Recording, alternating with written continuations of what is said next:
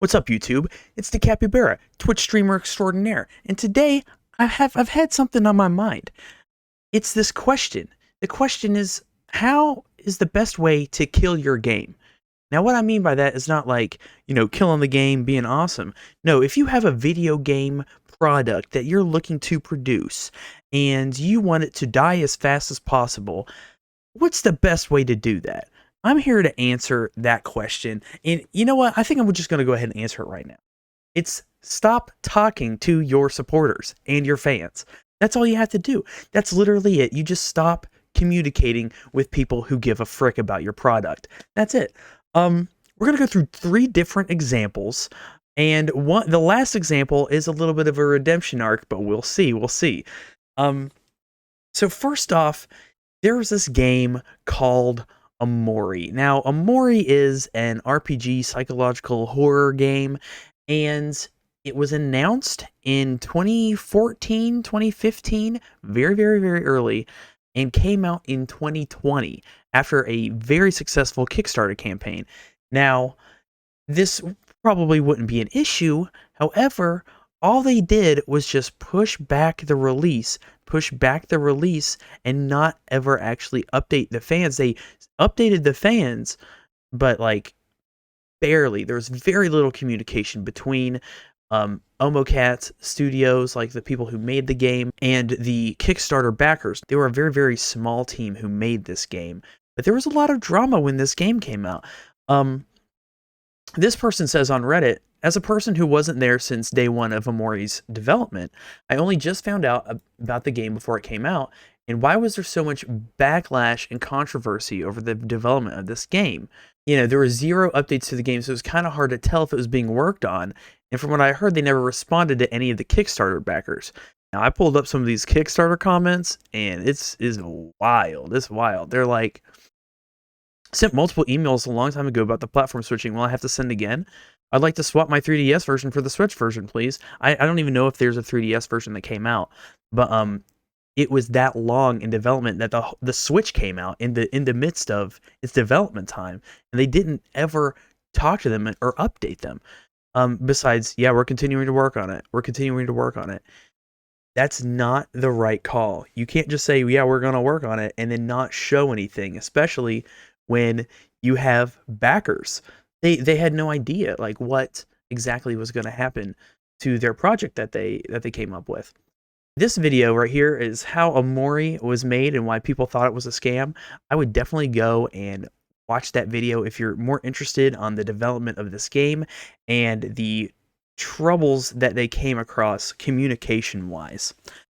Second off, we're going to talk a little bit about Super Smash Bros. Now, Super Smash Bros. Is, a Nintendo property, one of the most famous fighting games in all the land, and it's had a very troubled esports scene. We're going to talk more about esports for the next 2 here. At the beginning of 2022, there are 2 different tours or circuits that are going on at the same time. There's the Panda Cup and the Smash World Tour, and both were in talks with Nintendo to be sponsored by Nintendo, be an official Nintendo sanctioned event, which is very, very important for this game. Nintendo is absolutely vicious with their IP protection. The Smash community has been around for decades and has constantly had to fight Nintendo, and they were just thinking that they were getting somewhere until, of course, this happened when the Smash World Tour had to shut down because with almost no notice, because they weren't getting the sponsorship thing that they thought that they were going to get. It says, without any warning, we received notice the night before Thanksgiving from Nintendo that we can no longer operate. This was especially shocking given our discourse with Nintendo the past 12 months. Since then, we have been working around the clock to, save the tournament, things like that. And this is absolutely shocking, too, because they were under the impression that it was going to happen. And the Panda Cup had been sanctioned by Nintendo already. So the other circuit was good to go. But then what happens is the Smash World Tour is canceled. People think that it's because of Panda and what their CEO had said, that they were going to shut down Smash World Tour and be the only Smash circuit in the game. Now, that's silly. two circuits can coexist at the same time. But because of all of that backlash, then everyone boycotted the Panda Cup, and now there's no Smash. There's no Smash because Nintendo wouldn't sanction Smash World Tour, and then in response, everybody boycotted the Panda Cup. And so, if you're looking for some more info on that, Ludwig did a big coverage on that a while back ago. Lots of updates. It's a really fun string of videos to watch if you're interested in that absolute fiasco. Of course, all this could have been avoided if Nintendo had just went ahead and told them that no, we're not going to be sanctioning your events. And then it can give the VG Bootcamp guys like Gimmer and his team a different strategy to go about 2022 instead of set up this massive circuit just for the finale to be axed.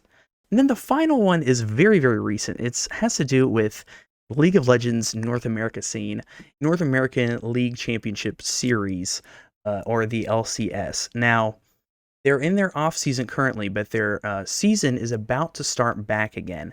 And they did some questionable communication about the future of said scene. Now, their most beloved host, Dash, they just randomly, a tweet came, they retweeted this tweet by Dash and just basically said, after a decade of being the face that welcomes you to the LCS, I'm not going to come back. And all they did was just retweet it. There's no sort of finale for Dash or anything. And so this got people a little bit upset. It got them a little bit angry because they felt like there was no communication from Riot Games in specific about their departure.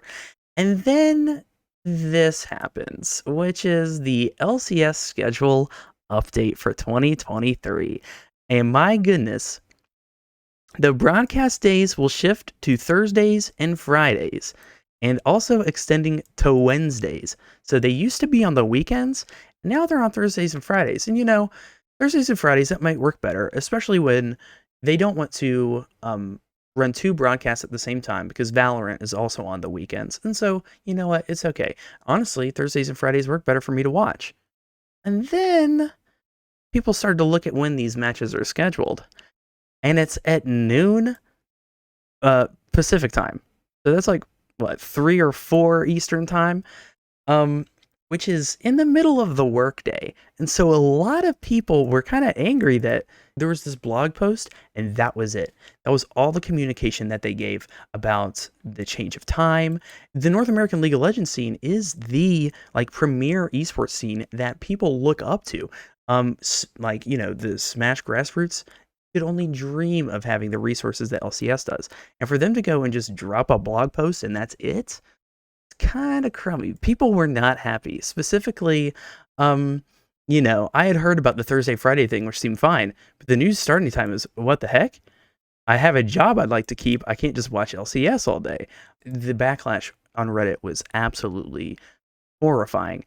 So this guy, Travis Gafford, he is the premier journalist of all things League of Legends. I would highly recommend to watch his channel. He made this video about the changes and how kind of wacky they are, and how he's kind of disappointed with Riot because it seems like they don't care about League anymore and they only care about Valorant. But his internal people don't share that. They do care about League, but why are they not communicating that? And so he had, this is the this woman here is the head esports person at Riot Games, and so she talks a little bit about the community backlash, and it's a really good take. Let's listen in. We're inconsistent across the world. You know, some of our regional leagues do this fantastically. And we're going to work on this for the LCS. You know, we're all leaning in to make sure that we can provide more transparency with the fans. We hate that the silence from our end essentially, you know, created angst and skepticism in the community. And not only that, because the silence went for too long, I would say, that festered, right? And now, understandably, you know, we see some of the concern and the narratives that, as we're saying, are false. But I don't blame the community that those are the narratives. That's on us. And so you're gonna start hearing a whole lot more. So at the end there, she said that you're gonna start hearing a whole lot more. But she did a pretty good job of apologizing, saying, we're gonna do better.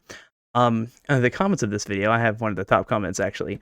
Somebody actually says, it's good to see them apologize, but it's hard to take it as genuine. They're constantly apologizing for the same things. You know, I just, I just feel that. I feel that. Although their PR response was good, it was solid, and hopefully they do continue to do those things. We shall see. What's important about this last case, though, is that they actually did apologize and they actually are communicating with their community in some sort of way.